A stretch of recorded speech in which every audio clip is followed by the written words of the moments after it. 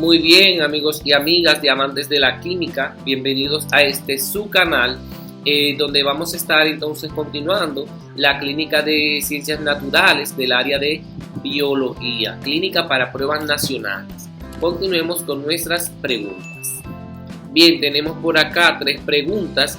Dice la número 13. Un filamento de ADN tiene la secuencia A, C, A, E, C, C, G, T, A. ¿Cuál sería su filamento complementario?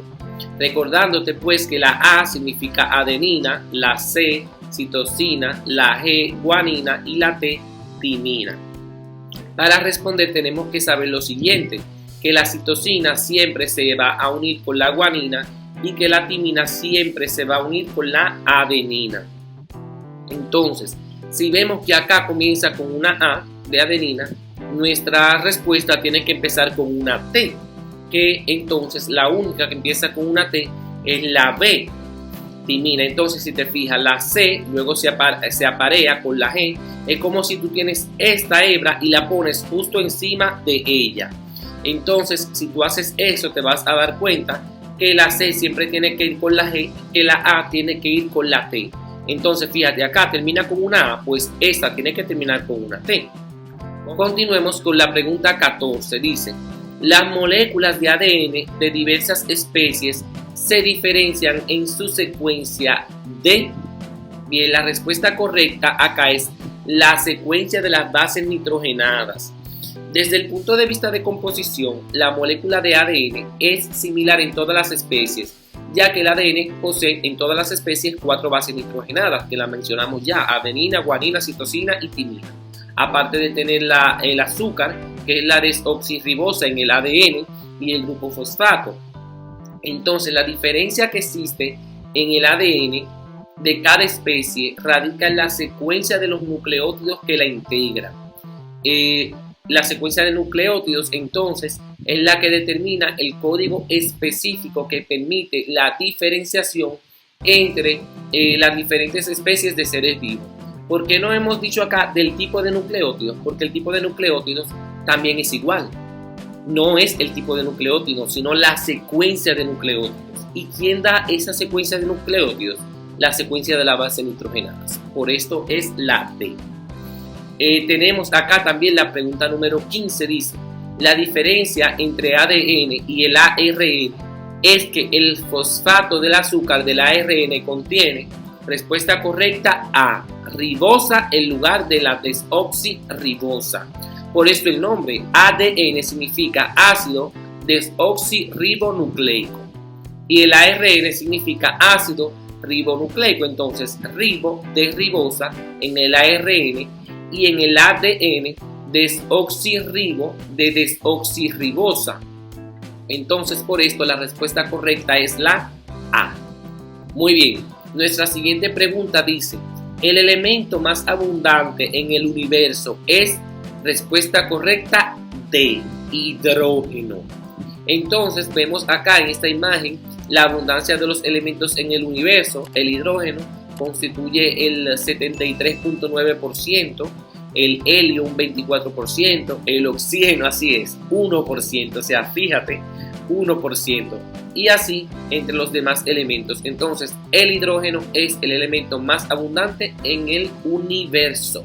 Bien, nuestra próxima pregunta dice, ¿cuál de los siguientes elementos del bloque P de la tabla periódica tiene más compuestos?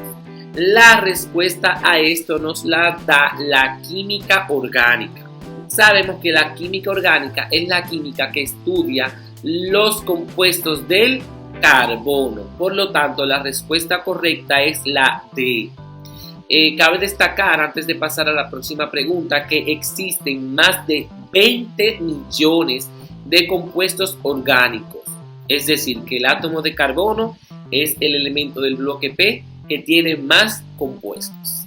Muy bien, nuestra próxima pregunta dice, en el nivel de organización ecológica constituido por plantas y animales de diferentes especies que comparten un espacio y tiempo determinados, se llama, respuesta correcta, comunidad. Una comunidad es un conjunto de poblaciones de diferentes especies la estructura más común de una comunidad son plantas, animales y descomponedores como bacterias y hongos. Vamos a ver por qué las demás no son correctas. Tenemos por acá una población, y una población es un conjunto de individuos de una misma especie, y nos están hablando acá de plantas y animales. También tenemos por acá el ecosistema. Un ecosistema es un conjunto de poblaciones que coexisten en lugar y en tiempo determinado. Pero la diferencia fundamental que existe entre un ecosistema y una comunidad es que en ese nivel se generan energía y reciclado de alimentos para que un ecosistema sea autosuficiente respecto a otros ecosistemas. Entonces, también tenemos la biosfera, que está en la A. Una biosfera es un conjunto de biomas. ¿Y qué es un bioma? Un bioma comprende un conjunto de ecosistemas. Entonces, respuesta correcta, D, comunidad. Muy bien, amigos y amigas, nuestra próxima pregunta dice: la capacidad que tienen los organismos de reaccionar ante las adversidades del medio externo y conservar su estado de equilibrio se llama, respuesta correcta, irritabilidad. La irritabilidad es la respuesta o reacción de los seres vivos a estímulos de sus ambientes, ya sean interno o externo. Por ejemplo, tenemos por acá este animalito que se puede enrollar ante un estímulo. Tenemos una planta también que cuando nosotros la tocamos, ella se cierra. Eso es un estímulo de protección. También tenemos el estímulo, por ejemplo, de nuestros ojos ante mucha claridad o poca claridad, y así. Entonces, respuesta correcta, C, irritabilidad.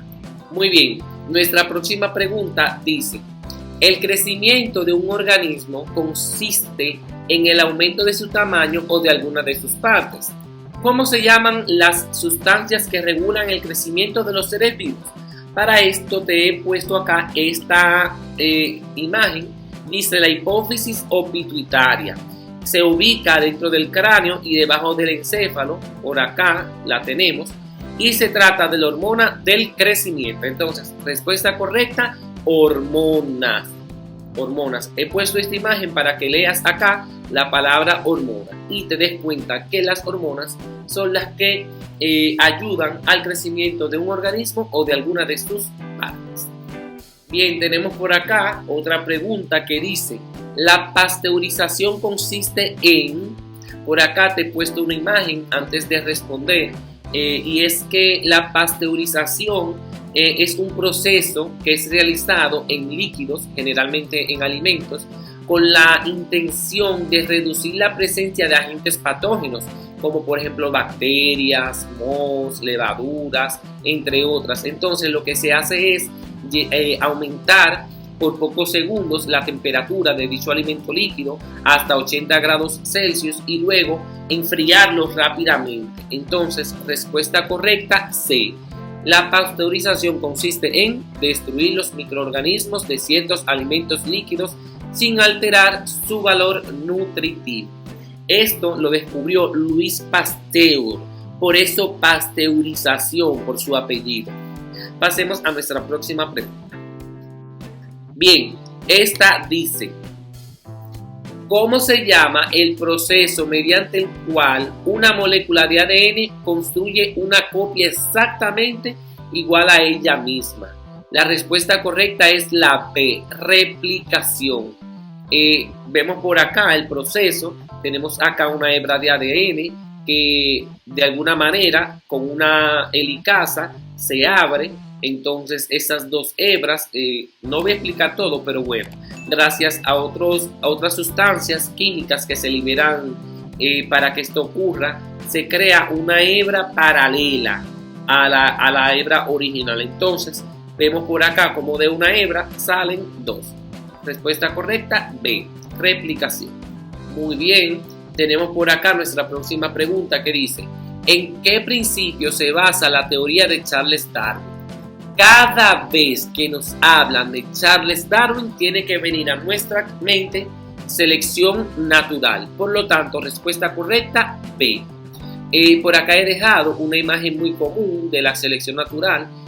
Darwin en uno de sus viajes descubrió que habían en algunos lugares tortugas de cuello corto y tortugas de cuello largo. Las de cuello corto vivían en lugares frondosos donde la vegetación era mucha y se encontraba en el suelo, por lo tanto no tenían necesidad de tener cuellos largos, porque tenían la comida al alcance de su boca. Sin embargo, las de cuello largo vivían en lugares un poquito más desérticos, donde la vegetación era mucho menor, por lo tanto les convenía tener el cuello más largo para poder alcanzar las hojas que estaban más altas. Entonces, Charles Darwin es igual a selección natural. Muy bien, amigos y amigas, tenemos por acá nuestra última pregunta. Dice, en la especie humana, ¿cuántos cromosomas tiene un óvulo? Muy importante, esta pregunta siempre sale. También te pueden preguntar por un espermatozoide y la respuesta será igual a esta. La respuesta la podemos obtener a través de esta imagen que he puesto acá. Eso es un cariotipo y la respuesta es 23. Un óvulo tiene 23 cromosomas. Un espermatozoide también tiene 23 cromosomas. Entonces, cuando se une un óvulo y un espermatozoide, da a un total de 46 cromosomas, que es la cantidad de cromosomas que tienen cada una de mis células. 23 que vienen de mi papá en el espermatozoide y 23 cromosomas que vienen de mi mamá en el óvulo. Entonces, te pueden preguntar, por ejemplo, voy a aprovechar acá, en esta imagen, me dan un cariotipo y me preguntan, el siguiente cariotipo corresponde a un ser humano, masculino o femenino. Viendo este cariotipo, yo sé que eso es un individuo femenino, porque veo que sus últimos dos cromosomas, que son los cromosomas sexuales, los dos son X. Sin embargo, si fuera hombre, tuviera uno en X y el próximo estaría acá, colocado en la Y. Entonces, esto es un individuo femenino porque sus dos últimos cromosomas están en el X. Muy bien, amigos y amigas, esto ha sido todo en nuestra clínica de biología. No te pierdas mis próximos videos porque estaremos trabajando más preguntas de biología. Si tienes alguna duda o algún comentario, puedes dejarlo acá debajo y con gusto te responderé. Por igual, si alguna de las preguntas que hemos explicado acá no te pareció lo suficientemente claro para entenderlo, también lo puedes preguntar. O si tienes alguna pregunta de la cual no sabes la respuesta o estás un poco dudoso o dudosa, también lo puedes dejar en los comentarios y con gusto te responderé. Nos vemos en un próximo video.